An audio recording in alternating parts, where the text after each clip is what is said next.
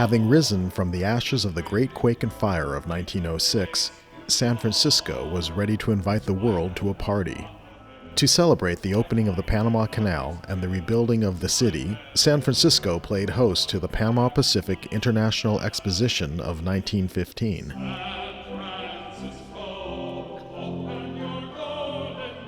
Numerous Beaux-Arts structures celebrating European tradition were built to establish San Francisco as a world-class city. At the heart of the exposition was Festival Hall, a large dome-shaped auditorium seating 4,000, honoring the best in international musical talent. At the focal point of the hall was a brand new pipe organ showcasing the latest advances in pipe organ technology. 31 American organ builders vied for the honor of constructing what would be at the time the world's 7th largest musical instrument. The Austin Organ Company of Hartford, Connecticut was selected because of its innovative design and expertise. The company would go on to build world-renowned pipe organs for the legendary Bohemian Grove, Balboa Park, San Diego, City Hall, Portland, Maine, and Civic Auditoriums in Chattanooga, Tennessee, and others. A lavish 9-month program of musical entertainment commenced. In addition to orchestral programs featuring the organ, daily recitals were given by some 60 of the nation's leading organists.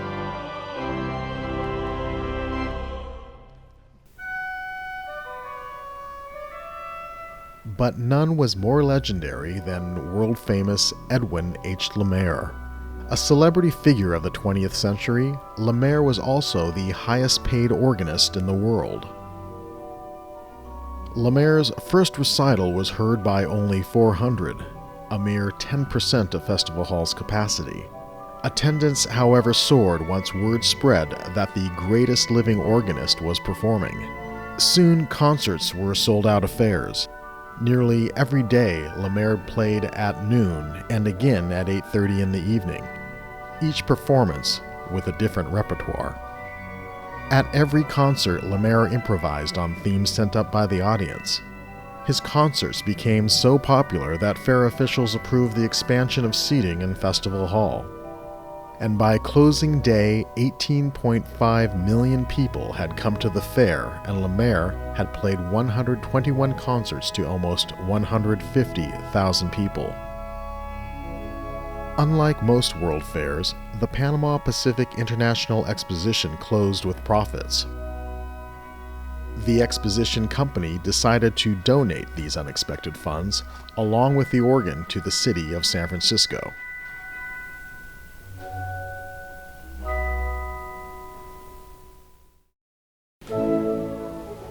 Built in anticipation of receiving the exposition organ, San Francisco's Civic Auditorium would now have as its focal point the exposition organ. Like other municipal instruments of the time, the exposition organ would be the musical foundation of numerous civic events, performances, concerts, and conventions, as well as supporting the opera, choral groups, and the symphony.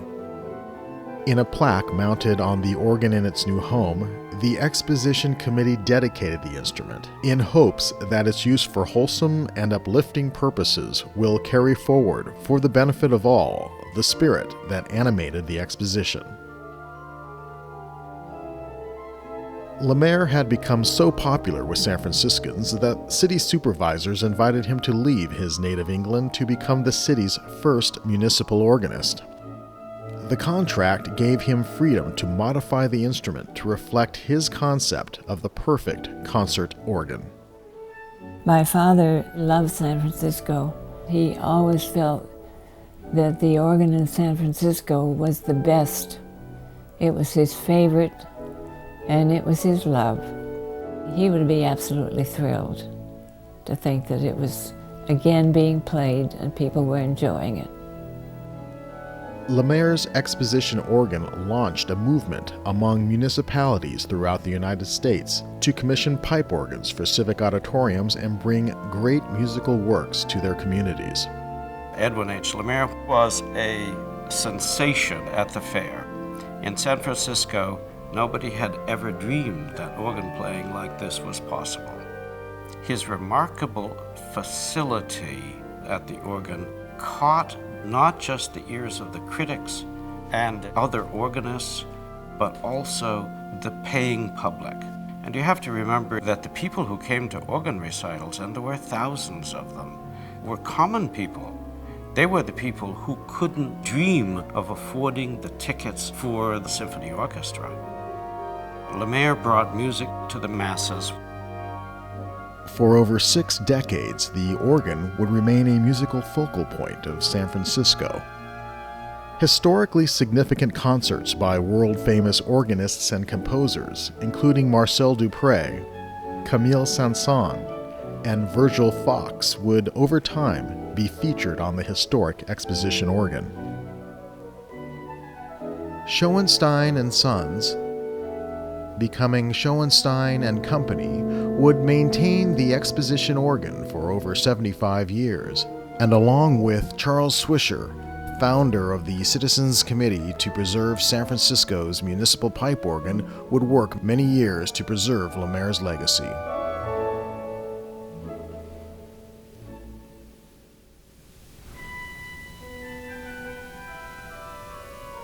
In 1989, the Loma Prieta earthquake caused plaster to fall on the Exposition organ, destroying some exposed pipes and damaging others. 4 feet of plaster and debris covered the top of the huge pipe chambers, necessitating removal and restoration of the organ. The extent of the damage required that the instrument be returned to the Austin Organ Factory in Hartford, Connecticut. 75 years after the Great Exposition organ was born, almost all of the 40-ton instrument was loaded into 3 tractor trailers and moved nearly 3,000 miles back to its place of birth. Austin Organs was naturally excited to undertake the restoration of this important legacy from their past. In 1991, restoration work began in Hartford. Well, the organ arrived. It took over. Every bit of space we had was consumed with this organ. We had to come up with some decisions on just exactly what we were going to do to the organ, in addition to repairing the earthquake damage. Every pipe had to be properly cleaned. The reeds had to be disassembled and literally revoiced. But other certain things would need to be done because of the dirt that was created by the falling plaster. 9 months after restoration work began, a cease work directive was sent by San Francisco to Austin Organs. The organ was to be returned to storage in San Francisco with an uncertain future. The order was a bitter blow for the Hartford staff, whose enthusiasm for the project was high.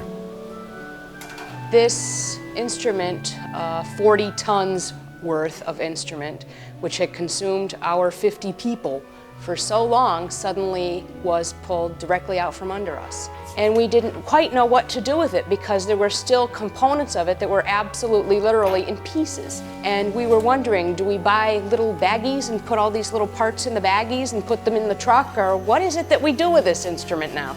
Our friends in the American Guild of Organists out in San Francisco were up in arms, of course, immediately over this, because they knew that the fate of the instrument would be death if it were not at least put back into reinstallable condition in some form before it left our factory, and they immediately got over to City Hall and started making a lot of noise. It is the Exposition organ, some 40 tons of pipes and pedals, consoles and wind chests. In all, there are nearly 7,000 pipes in this organ. Everything you see around me is part of it. To build it today would cost between $5 and $6 million, and yet here it sits, just waiting. In 1994, the largely restored Exposition organ was received by San Francisco and placed in storage in Brooks Hall, where it has remained ever since. A grassroots movement has begun, consisting of volunteers from citizens groups, the American Guild of Organists, college students, hobbyists, and historians, all rallying around the instrument in hopes of having this last remaining vestige from the Panama-Pacific International Exposition returned to the Civic Auditorium in time for the 100th anniversary of that World's Fair. Numerous cities around the country have recognized the cultural value of their municipal organs and have successfully commissioned restorations. As a service to their communities, municipal organs have once again resumed local prominence as a cultural asset. The Spreckels organ is a wonderful symphonic concert organ, as indeed is the Exposition organ in San Francisco. We often think of that as our big sister, actually, because they're very similar in the concept of the instrument. Our Sunday concerts, we have quite a wide-ranging attendance, of course, depending on the weather, but sometimes this seating area of over 2,400 out here is nearly filled. For our Monday evening International Organ Festival, it's generally filled all the time. And sometimes for a particularly popular thing, people are just standing all over the place, 2,000 to 3,000 people.